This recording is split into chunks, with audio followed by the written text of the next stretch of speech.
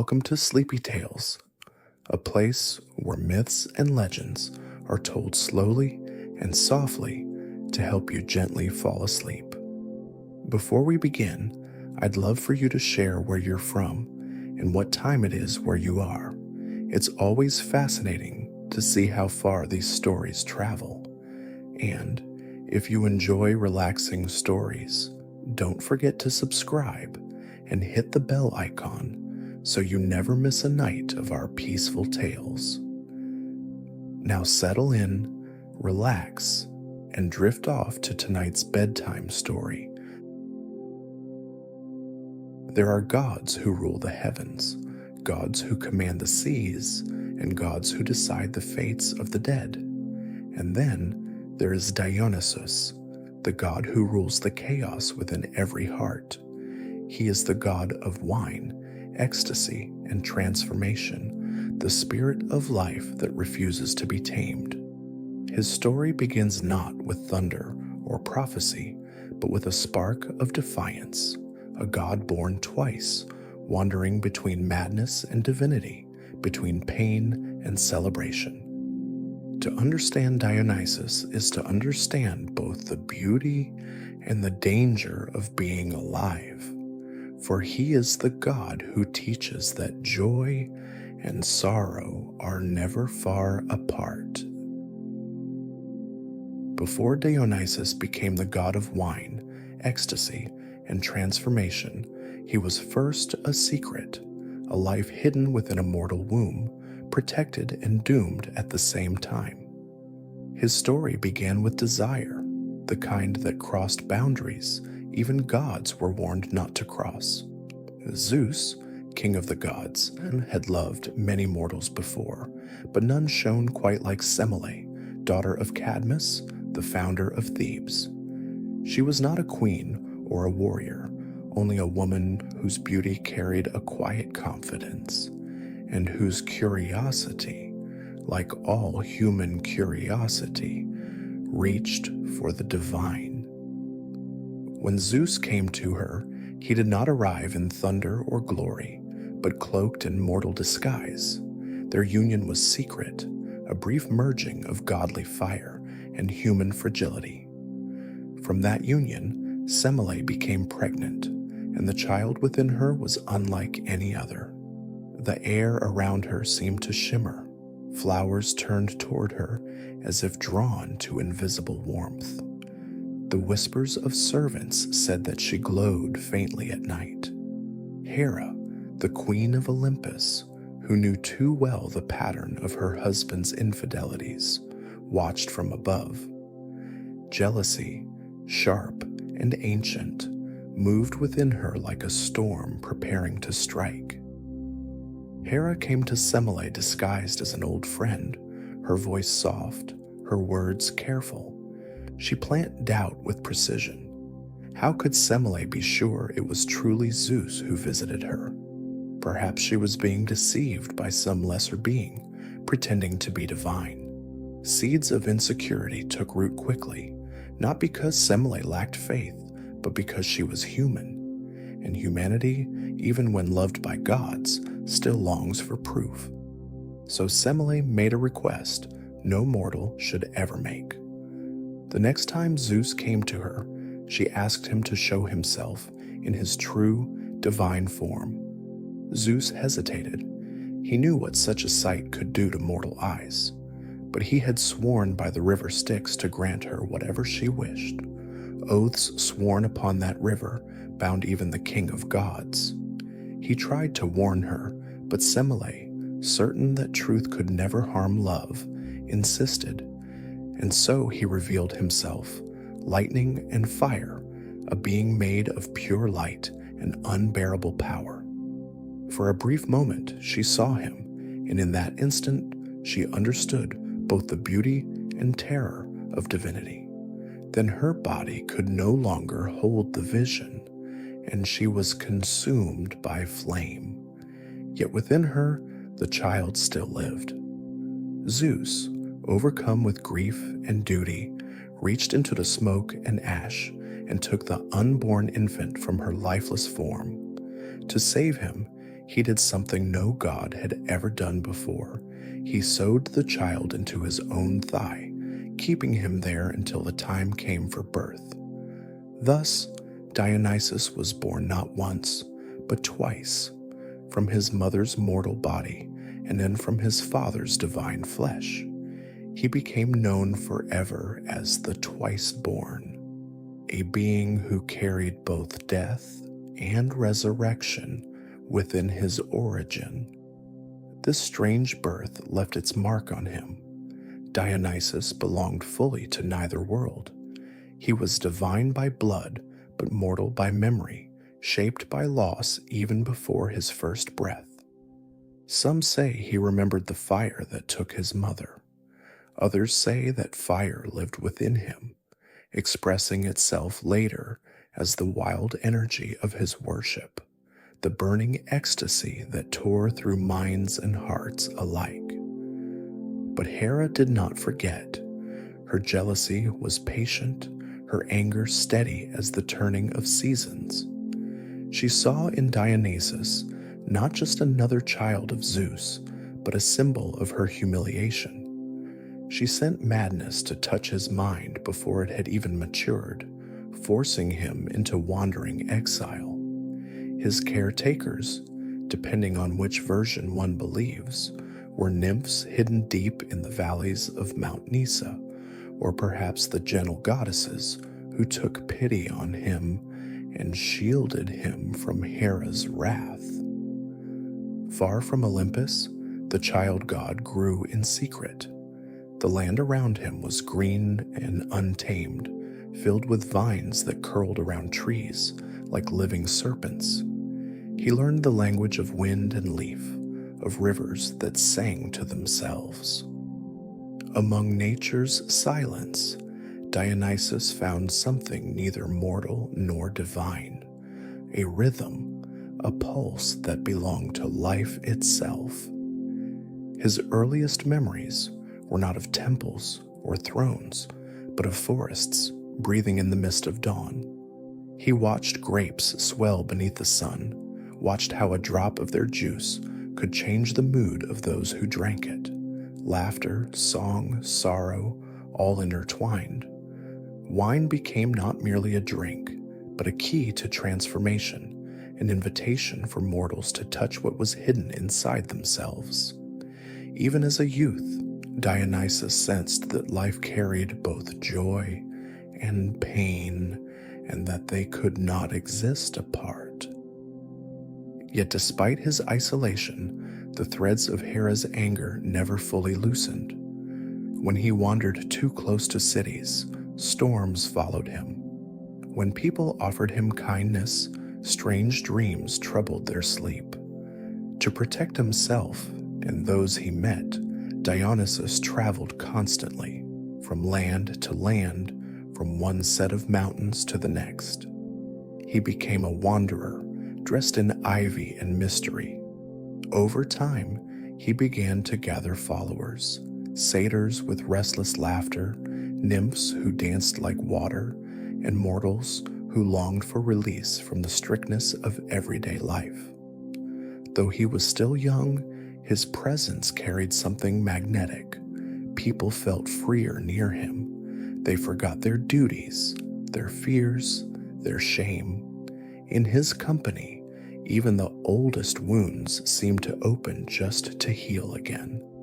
But Dionysus was still searching for a home, a place where he could belong without hiding. He knew Olympus held no welcome for him, and among mortals, he was too strange to remain unnoticed.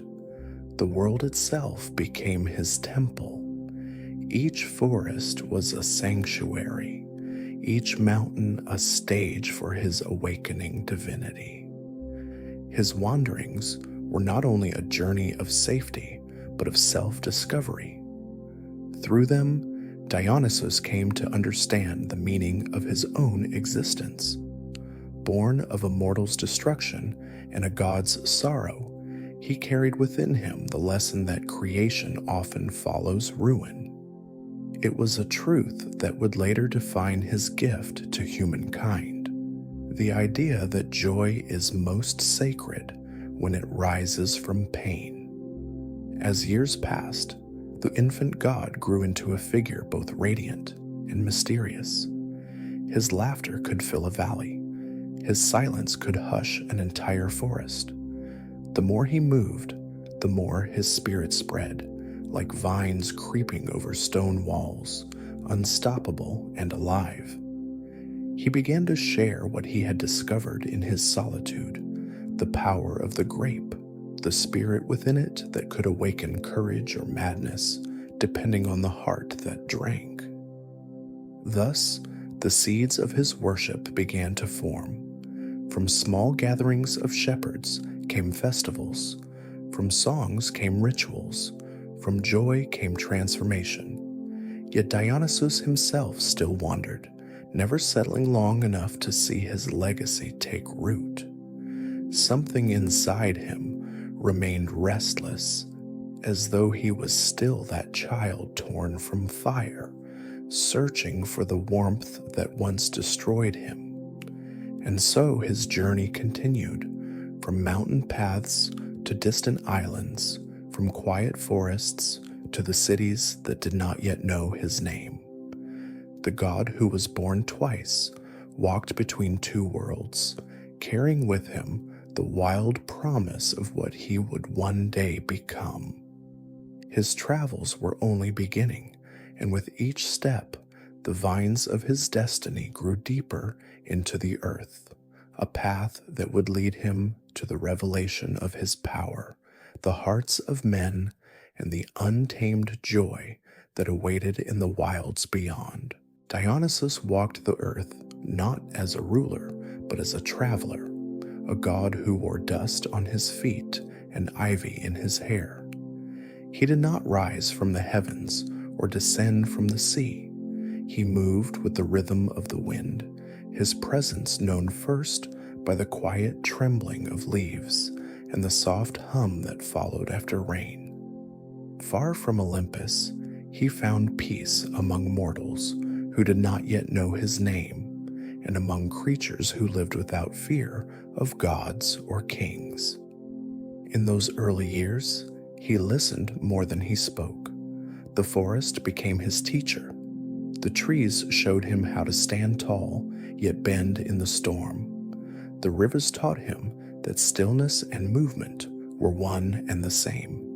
Even the stones whispered lessons about patience, for they endured both heat and frost, and still remained. Dionysus grew to understand that the world itself was alive. Every vine, every pulse of wind, every drop of water, carrying a kind of music that the heart could feel, but the mind could not always name. When it was among these living things that he discovered the vine. Thin and fragile at first glance, it crept across the earth, climbing, reaching, grasping for light. When he cut it, a red sap bled from within, sweet and strange. He tasted it, and the taste was unlike anything he had ever known, a promise of warmth and sorrow together.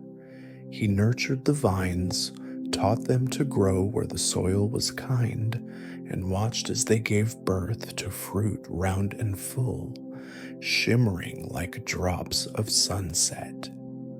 When the grapes were crushed, their juice shimmered in the light, rich as blood and alive with fragrance.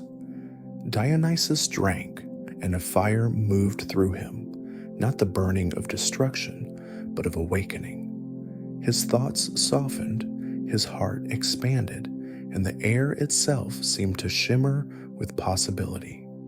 It was then he realized what gift he had uncovered. Wine was not merely a drink, it was transformation itself.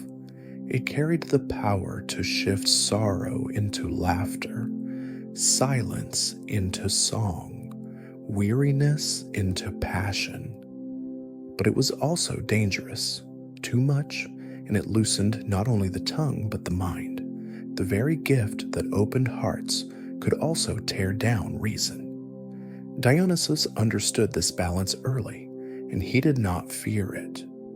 To him, both states, clarity and madness, were sacred. One revealed the surface of the soul, the other revealed its depths. As he moved from valley to valley, mortals began to gather around him. They were shepherds, farmers, wanderers, and dreamers. They saw in him something beyond understanding, a light in his eyes that shimmered like the edge of a storm, a joy that seemed both divine and dangerous. When he shared his wine, their burdens melted away. They sang, they danced, and for a time they forgot the weight of the world. Those first gatherings became the seeds of his worship. There were no temples, no marble altars, only open fields and moonlight. His followers danced barefoot on the grass, their laughter echoing through the hills. The nymphs joined them, their movements fluid as water, their voices weaving into song. Satyrs, half beast and half man, beat their drums in wild rhythm, keeping pace with the heart of the god they followed. In those nights of unrestrained celebration, mortals touched the edge of something eternal, the freedom that came from letting go. But Dionysus never stayed long. His path was one of endless motion, drawn by an invisible call that even he could not fully name.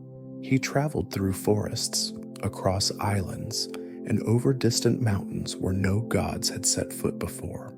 In every place, he left behind the same paradox, joy and madness intertwined. In some lands, he was praised as a bringer of happiness. In others, feared as a disturber of order. His presence could heal or unravel, depending on how one met him. There were times when villages resisted him, calling his rituals foolishness, his wine a poison that clouded judgment. But even then, the vines crept in overnight, taking root in hidden corners. Eventually, curiosity always won. Mortals would taste, and the world would tilt slightly toward wonder. It was as if Dionysus's gift could not be contained, for it was part of nature itself, unstoppable, wild, alive. As he wandered, he began to understand his purpose more deeply. He saw that mortals lived divided, reason warring against instinct, duty against desire. They built walls around their hearts and called it virtue. Dionysus sought to break those walls, not out of cruelty but out of compassion. He wanted them to remember the pulse of the earth within themselves, to laugh without shame, to weep without hiding, to dance even when life was uncertain. And yet, his gift was never purely gentle. Those who resisted it too fiercely often met madness. The same wine that opened one heart could shatter another. Dionysus began to see that his power revealed truth, and not everyone was ready to face it. Through him, people discovered what they truly were, stripped of masks and pretenses. Some found joy in that revelation, others horror. The duality of his nature began to mirror the world around him, sunlight and shadow, order and chaos, birth and decay. He no longer saw himself as a god who stood apart from mortals, but as a reflection of everything they were, capable of both creation and destruction. The more he traveled, the more his divine identity took shape. He was no longer simply the twice-born child of Zeus.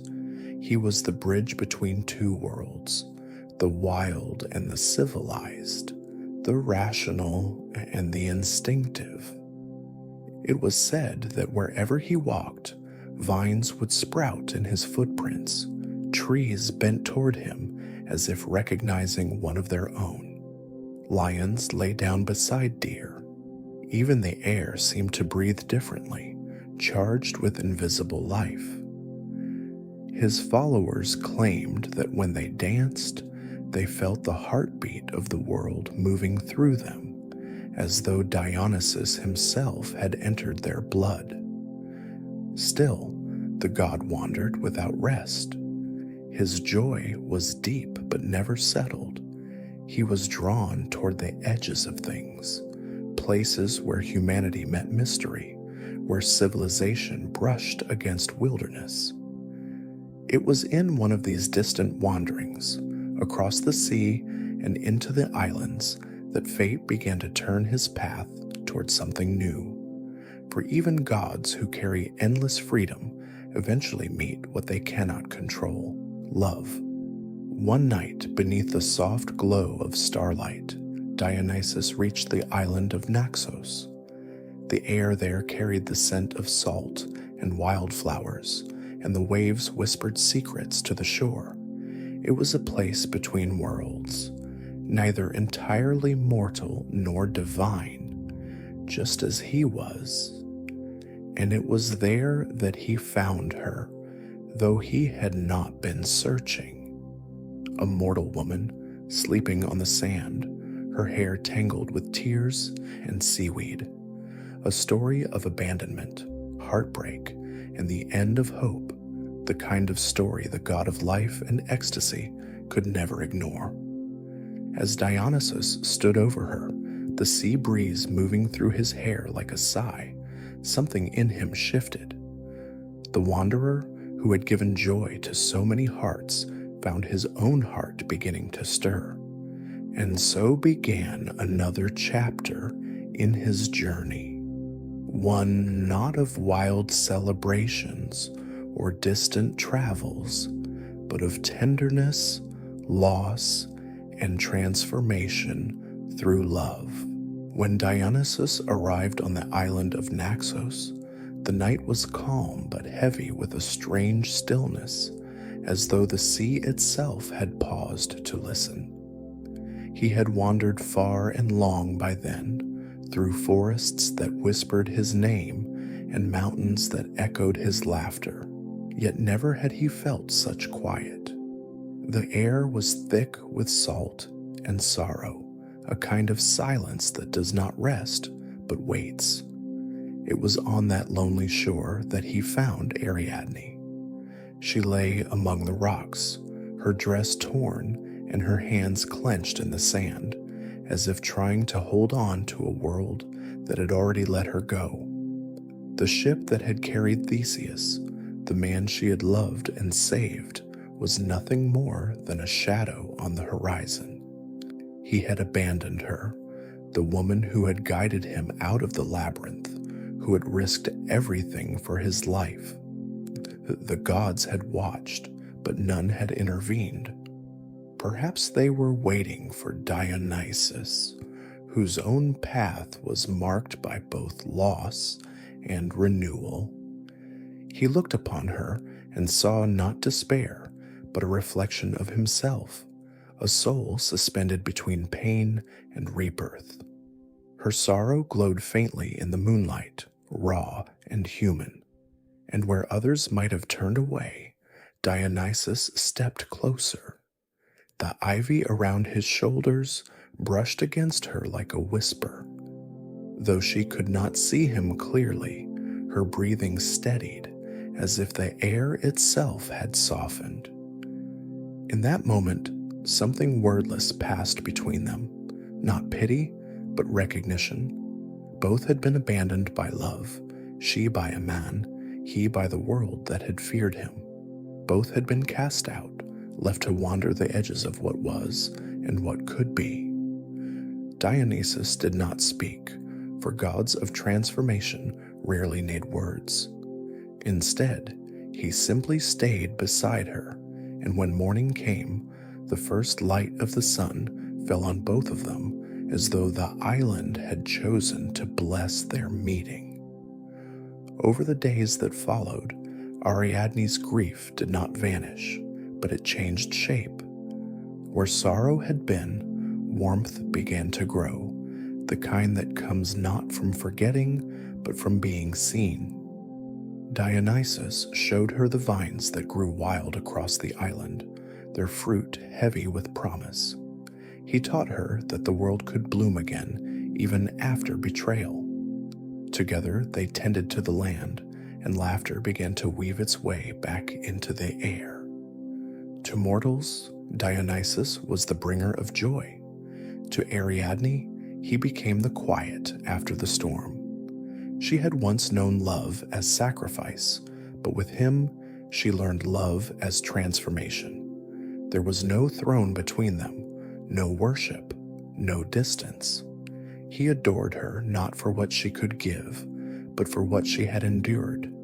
She had looked into despair and survived, and that to Dionysus was divine. As time passed, the island changed too. Flowers grew where her tears had fallen. The sea, once gray and bitter, turned a softer blue. Even the wind seemed to hum a gentler song. For the first time since his birth, Dionysus found stillness, a place where the wildness inside him did not have to run. But the lives of gods and mortals are never built to move at the same pace. Love between them always carries a shadow. Ariadne, though touched by divine affection, remained mortal, and mortals are bound by time. Dionysus, who knew the ache of impermanence better than most, felt it return. The joy that filled him was real, but beneath it lived the quiet dread of loss. To grant her more than time, he did what only a god of transformation could do. He gathered the crown of ivy that always adorned his head, woven with the light of his power, and placed it upon hers. Its leaves shimmered, catching the fire of the stars above, and in that instant, Ariadne was changed. Her heart no longer beat with the fragility of human rhythm. She became radiant, not immortal in the way of cold, distant gods, but eternal through beauty, memory, and myth. The crown rose into the heavens, becoming a constellation that would forever trace her name across the night sky. It is said that when mortals look up at those stars, the corona borealis, they are seeing the moment love refused to die. It was not a gift of pity, but of reverence. Dionysus, who had seen joy and sorrow intertwined since birth, understood that love was not meant to escape pain, but to survive it. Ariadne's immortality was not freedom from loss, but the transformation of it, a reminder that even heartbreak could bloom into light. Yet even for Dionysus, the story of love was never one of permanence. Ariadne remained with him, but the god of ecstasy was a wanderer by nature. The vines that grew in his footsteps still called to him, and the distant lands still waited for his touch. He carried her with him wherever he went, not as a possession, but as the quiet heartbeat of memory. In later wanderings, there were others who loved him, though few could bear the intensity of his presence. To love Dionysus was to stand before the full force of life itself, its laughter, its sorrow, its wild unpredictability. Some were consumed by it, others transformed. The stories tell of a nymph turned into a vine, of another whose song became eternal wind. Each left behind something that endured, proof that even divine love, when it fades, leaves creation in its wake. For Dionysus, love was never simple pleasure. It was the fire that mirrored his own divine essence, capable of warmth and destruction in equal measure. It reminded him of Semele, his mortal mother, who had burned for wanting to see the truth. It reminded him of himself, born from that fire, destined to bring both joy and madness wherever he went. In Ariadne's eyes, In every lover's farewell, he saw again the same lesson, that the divine and the human are bound by the same longing, to be known even for a moment, before the world changes again. So he continued to wander, carrying both love and loss like twin vines twined around his heart. Wherever he walked, the earth remembered. The grapes grew sweeter, the songs more sorrowful, the laughter deeper. Mortals learned from him that love was not about keeping, but becoming. Through him, they understood that joy and heartbreak were not opposites. They were the same wine, tasted at different stages of the cup. And though Dionysus had given Ariadne the stars, his journey did not end on that island. Beyond Naxos, whispers of defiance awaited him. There were lands that denied his divinity, kings who mocked his rights, cities that feared the freedom he inspired. His wanderings, once guided by love, would soon lead him back toward conflict, toward a place that had once been his home and yet had rejected him. For even gods of joy must face the weight of disbelief. Dionysus, who had brought laughter to mortals and love to the lost, would now have to bring understanding to those who resisted him most. The wildness that healed hearts would soon shake the foundations of a kingdom. And so, the God who had given the world wine and tenderness turned his steps toward Thebes, the city of his birth, where memory and vengeance waited to meet. There comes a time in every god's existence when the mortal world must be reminded of what it has forgotten. For Dionysus, that time came when he returned to Thebes, the city of his birth, though it had long since tried to erase him from its memory. His mother, Semele, had died there, consumed by Zeus's glory and her own curiosity, and her mortal family had buried her name under silence. Thebes had moved on, as humans do, pretending divinity had not once passed through their bloodline. But gods are not fond of being forgotten, especially gods born of both lightning and loss. When Dionysus came back, it was not as a helpless infant hidden from Hera's wrath. He returned crowned with ivy, robed in animal skins, flanked by women who danced in the woods and sang his praises to the rhythm of drums that echoed through the mountains. He was no longer asking to be believed. He was here to be known. Thebes, proud and orderly, was not prepared for the kind of knowing he brought. King Pentheus ruled the city then, a man so dedicated to control that even the wind seemed to obey him. He believed in structure, law, and the safety of walls. He distrusted anything that could not be categorized, anything that stirred the blood or softened the mind. So when the rumors reached him of wild women abandoning their homes to dance in the forest, of wine flowing like rivers, of strangers performing miracles, Pentheus's reaction was as predictable as it was futile. He banned the worship of Dionysus and declared the god a fraud. Thebes, like many cities before it, mistook ecstasy for madness and control for wisdom. Dionysus could have unleashed fire and ruin, but he chose something more poetic. His punishments were never about destruction alone. They were revelations disguised as madness. He understood that mortals learned best when their own illusions unraveled in their hands. So he appeared to Pentheus not as a vengeful god, but as a calm, beautiful stranger, gentle-voiced, almost effeminate, his presence unsettling precisely because It was disarming. The king, expecting thunder, was met with a smile. This was Dionysus's true artistry. He did not break people from the outside. He invited them to break themselves. Pentheus interrogated the stranger, asking why he had brought this chaos to Thebes.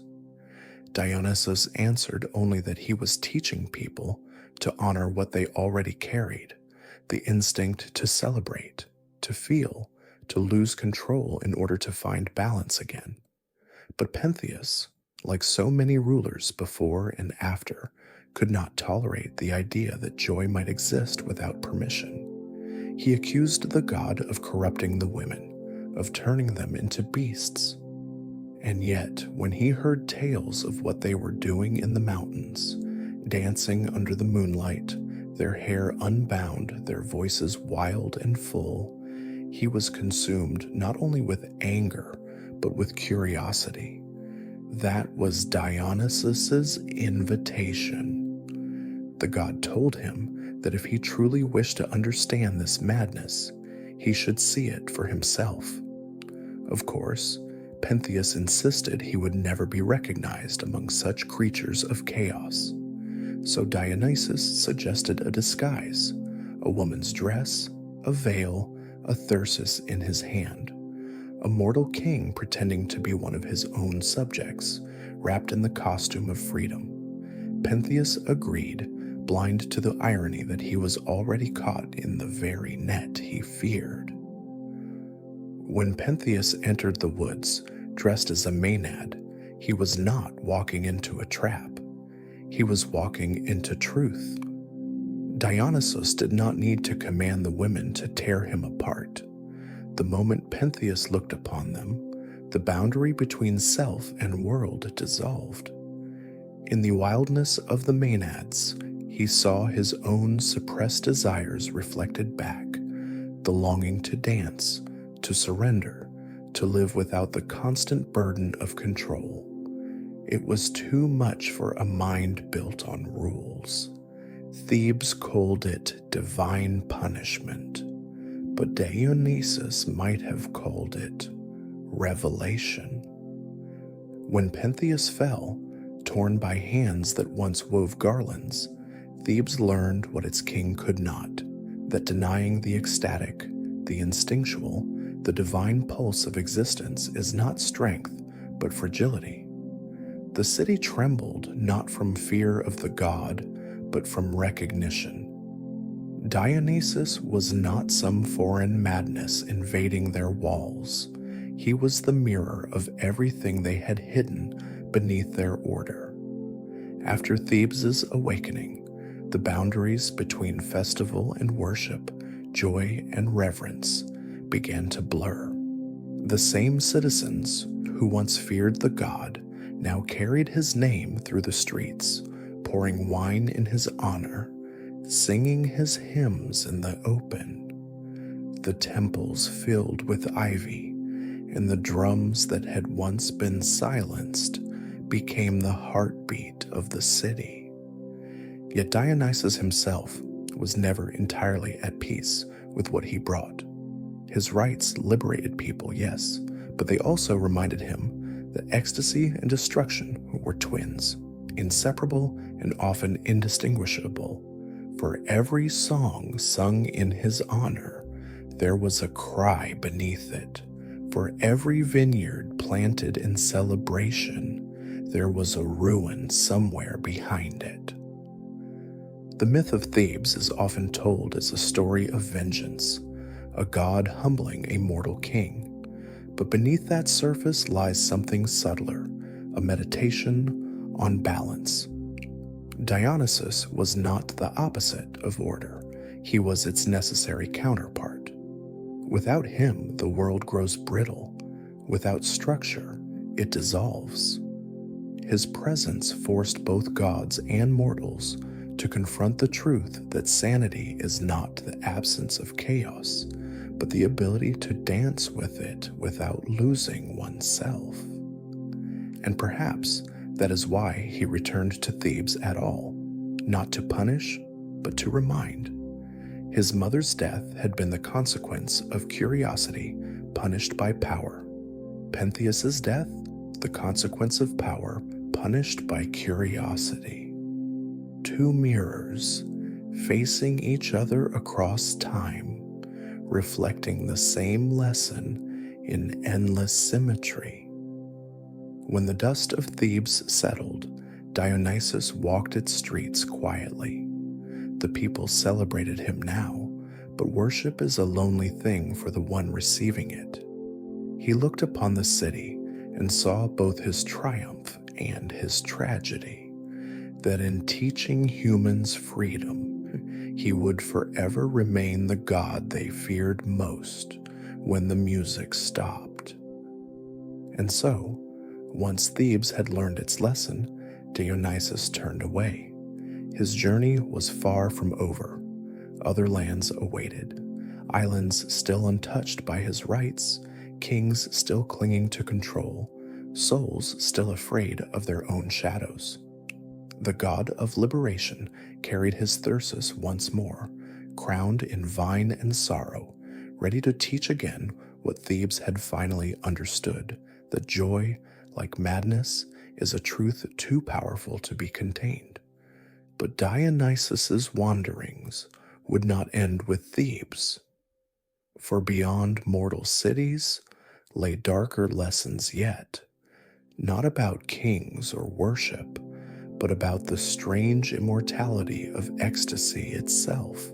There comes a moment, even for a god who thrives in motion, when the wandering ends, or at least takes on a different rhythm. For Dionysus, that moment was not a surrender, but an ascension. He had roamed the mortal world long enough to scatter seeds of ecstasy across its soil. The vines he planted had taken root in vineyards, in hearts, in the spaces between grief and laughter. His name had been whispered in fear and shouted in joy. His followers had danced themselves into myth. And when all the lessons were taught, when all the songs had echoed through mountains and cities alike, the god of revelry finally looked upward. Olympus awaited. It was not an easy homecoming. The Olympians, dignified in their marble composure, were accustomed to order, to councils, hierarchies, and thrones that gleamed without stain. Dionysus was none of that. He arrived barefoot, crowned in ivy, the scent of wine on his breath, laughter on his tongue, and the faint tremor of drums trailing in his wake. Where Apollo brought clarity, Dionysus brought blur. Where Athena offered wisdom, he offered release. It was by all accounts an awkward fit, and yet Olympus needed him.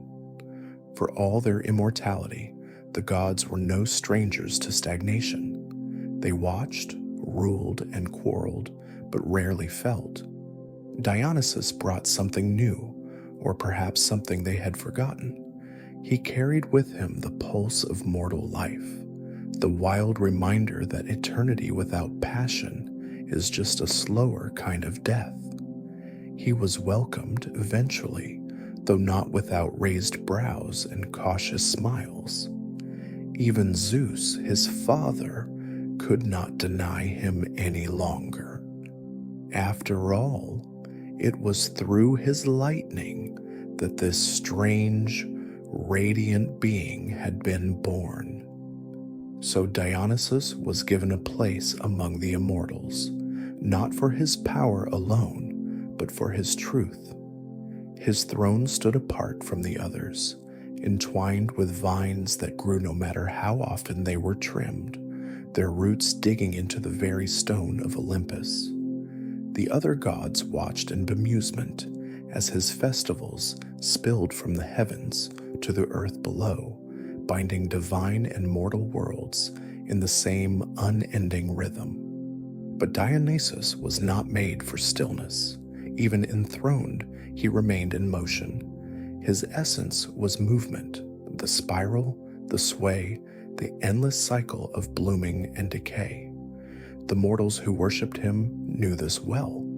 In their festivals, they reenacted the eternal rhythm, the planting of vines, the pressing of grapes, the flowing of wine, a small reflection of how life itself ferments from suffering into sweetness.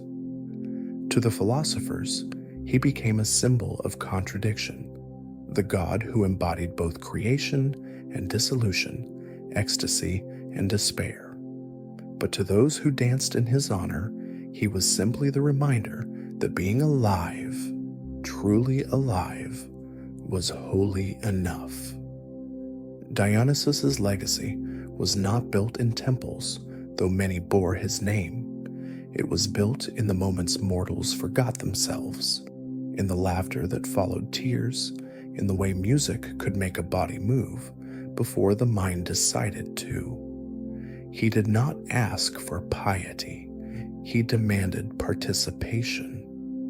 To worship Dionysus was not to bow, but to dance, and dance they did. Across Greece and beyond, his festivals filled the seasons, the Dionysia in Athens, the Bacchanalia in Rome, each a mirror of his divine paradox. People wore masks not to hide, but to become more fully themselves. In the theater, where his spirit lingered strongest, tragedy and comedy found their origin. Under his watch, art became ritual, and emotion became offering. Every story told beneath his name, every chorus sung, every play performed, was another act in his eternal celebration of the human condition. For Dionysus had always understood what most gods did not, that mortals were not meant to be perfect, they were meant to feel. Their pain gave depth to their joy, their madness made their love more vivid. In them, he saw the same duality that defined himself, born of fire and flesh, divinity stitched with mortality. And that was why he loved them.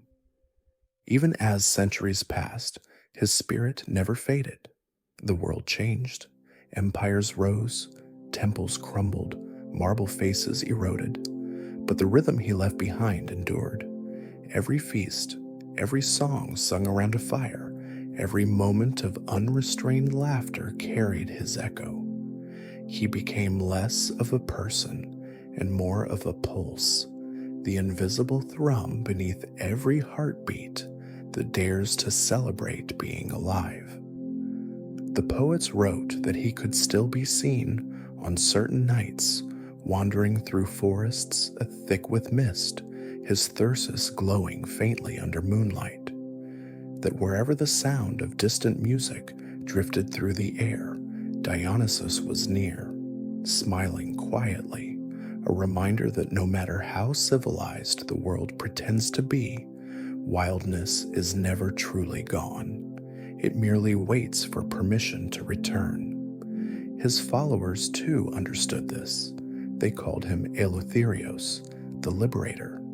For though he was the god of wine, his gift was never intoxication itself. It was freedom. The cup was only a vessel. The true offering was the courage to let go of fear, of shame, of the illusion of control, to lose oneself and find something truer in the unraveling. That was his miracle. And so Dionysus, even seated among the deathless, remained the god most alive. He never demanded temples of stone, for his altar was always the human heart. His festivals were never confined to a single day, because the dance was endless. Birth, joy, loss, rebirth. The eternal cycle spun on, each turn a step in his divine choreography. In time, even the other gods began to feel his influence. Apollo's music grew warmer, Aphrodite's love deeper, Hermes' laughter louder. Even Hades, distant and unmoved, found his halls occasionally echoing with song.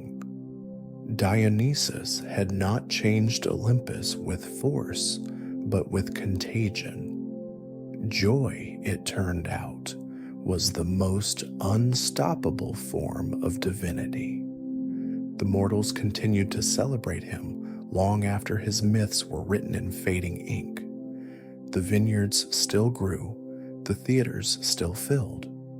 The songs, though sung in new languages, carried the same ancient truth that sorrow and joy are twins, born from the same divine spark, that to live fully is to risk breaking, and that the cracks are where the light gets in.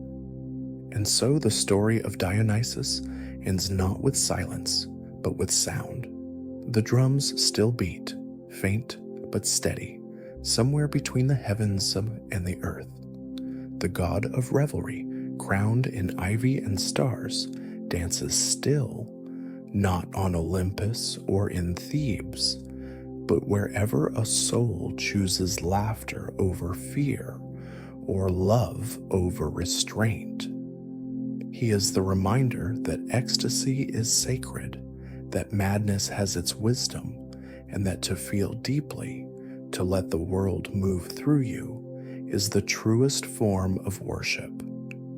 Even now, when the night is long and the air is heavy with music, one might sense him near. The leaves shiver, though there is no wind. The shadows seem to sway. And for a moment, brief but infinite, the mortal heart remembers.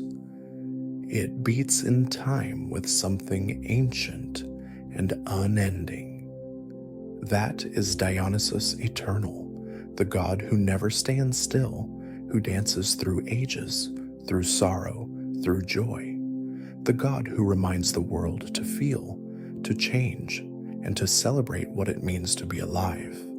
And somewhere, among the stars he once gave to Ariadne, the wine still flows, the laughter never stops, the dance goes on forever.